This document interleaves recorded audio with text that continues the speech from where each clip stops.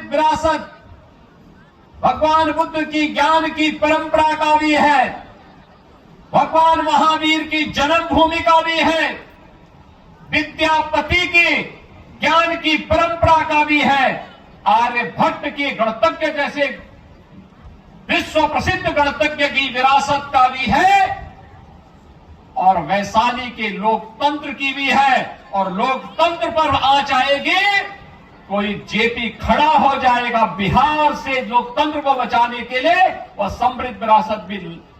नमस्कार, आप देख रहे हैं न्यूज 4 नेशन। मैं हूं आपके साथ दिवाकर। आज बिहार विधानसभा चुनाव को लेकर उत्तर प्रदेश के मुख्यमंत्री आदित्यनाथ योगी सहरसा में पहुंचे थे और सहरसा जिले के 4 विधानसभा क्षेत्र के प्रत्याशियों के समक्ष जो है जनता से संवाद किया। और जनता को यूपी के सीएम ने कहा है, जो सहरसा जिले में 4 जो प्रत्याशी है एनडीए के प्रत्याशी के जिताने के पक्ष में जो है सभा को संबोधित किया है उत्तर प्रदेश के मुख्यमंत्री आदित्यनाथ योगी। और आदित्यनाथ योगी ने महागठबंधन सरकार पर जमकर निशाना साधा। और इस बीच जो है योगी के सभा में जो हजारों की संख्या में जो है एनडीए कार्यकर्ता उमड़ पड़े थे, जनसैलाब उमड़ पड़ा था। इसको लेकर जो है क्या कुछ कहा है एनडीए। भारत माता की, भारत माता की, वंदे वंदे वंदे, सियावर रामचंद्र भगवान की,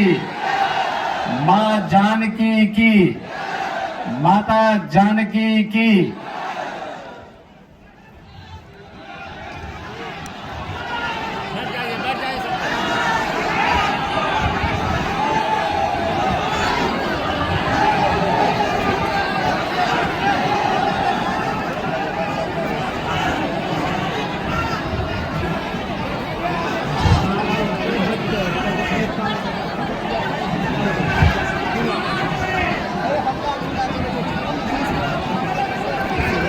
आज के इस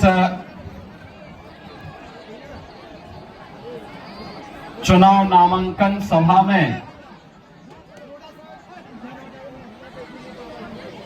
में उपस्थित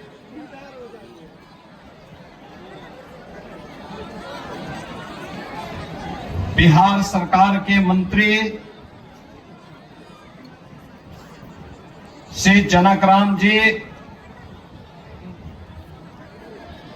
बिहार सरकार के मंत्री और सोनवर्षा से प्रत्याशी श्री रत्नेश साधा जी,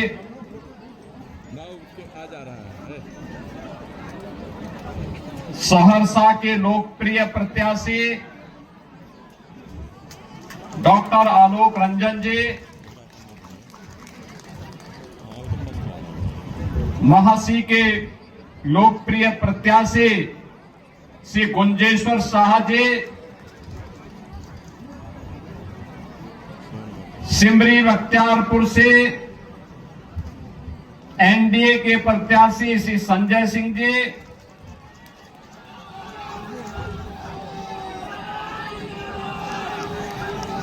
हजारीबाग के लोकप्रिय सांसद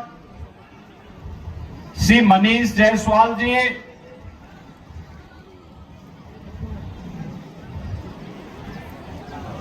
उत्तर प्रदेश सरकार के पूर्व मंत्री और प्रयागराज से विधायक श्री सिद्धार्थनाथ सिंह जी, माननीय सांसद श्री प्रदीप वर्मा जी, सहरसा की महापौर श्रीमती बेन प्रिया जी, जिलाध्यक्ष बीजेपी श्री साजन शर्मा जी, जदयू के जिलाध्यक्ष श्री चंद्रदेव मुखिया जी, अभय गिरी जी, सुरेंद्र यादव जी, और भारी संख्या में सहरसा की इस धरती में उपस्थित इस मिथिला क्षेत्र से जुड़े हुए मेरे सभी उपस्थित बहनों और भाइयों, आज मुझे मां जानकी की इस पावन धरा में आप सबसे चुनावी सभा के बहाने ही नामांकन सभा में आने का अवसर प्राप्त हुआ है। इस अवसर पर मां जानकी की इस पवित्र धरा को भगवान बुद्ध की ज्ञान भूमि, भगवान महावीर की पावन जन्मभूमि, विद्यापति की जन्मभूमि और चंद्रगुप्त मौर्य की इस पावन भूमि बिहार की पावन धरा को, जिसने डॉक्टर राजेंद्र प्रसाद जी को, जयप्रकाश नारायण जी को, कर्पूरी ठाकुर जैसी विभूतियों को जन्म दिया हो, कोटि कोटि नमन करते हुए मैं आप सबका हृदय से अभिनंदन करता हूं, स्वागत करता हूं। बहनों और भाइयों, उत्तर प्रदेश और बिहार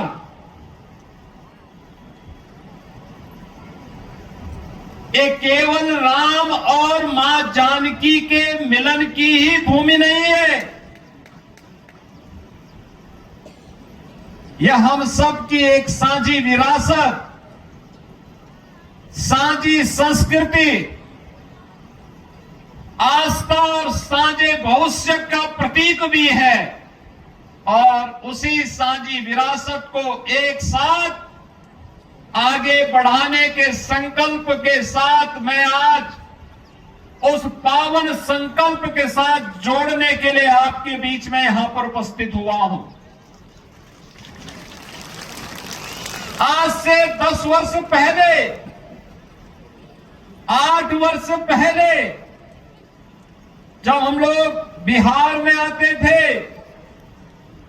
एक प्रश्न बिहार की ओर से छेड़ा जाता था और वे बोलते थे, क्या अयोध्या में राम मंदिर बनेगा?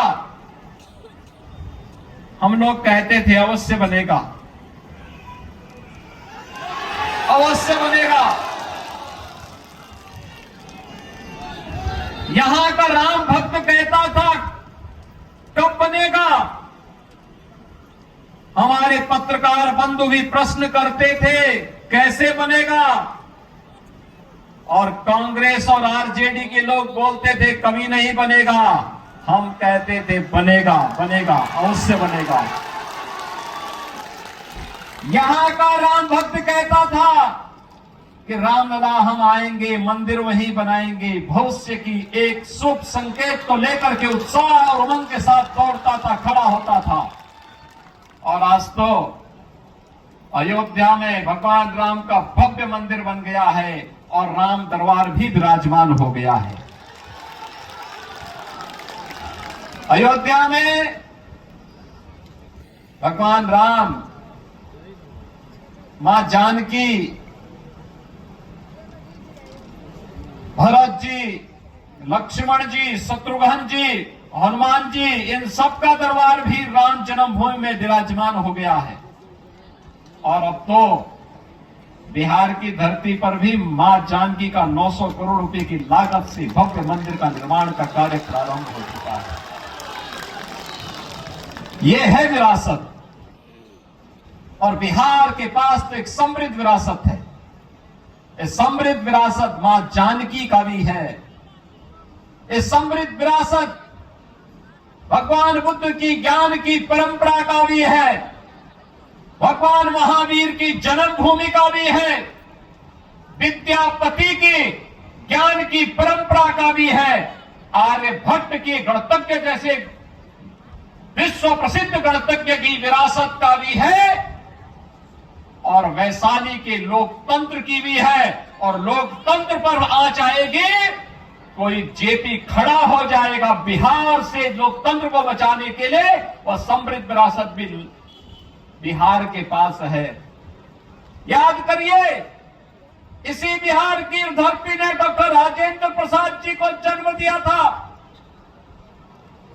देश के प्रथम राष्ट्रपति बने, और राष्ट्रपति बनने के बाद स्वतंत्र भारत में सोमनाथ के मंदिर का पुनरुद्धार का कार्य होना है। पंडित जवाहरलाल नेहरू ने कहा नहीं जाना है, राष्ट्रपति ने कहा नहीं मैं जाऊंगा, क्योंकि भारत के सांस्कृतिक, भारत के नए आभा को वैश्विक जगत में प्रस्तुत करना है। इसलिए सोमनाथ के मंदिर के पुनरुद्धार के कार्य का कांग्रेस भले ही विरोध करेगी, लेकिन भारत के राष्ट्रपति के नाते भारत की आस्था का सम्मान करना मेरा दायित्व है। और डॉक्टर राजेंद्र प्रसाद जी वहां गए थे, सोमनाथ की धरती पर गए थे।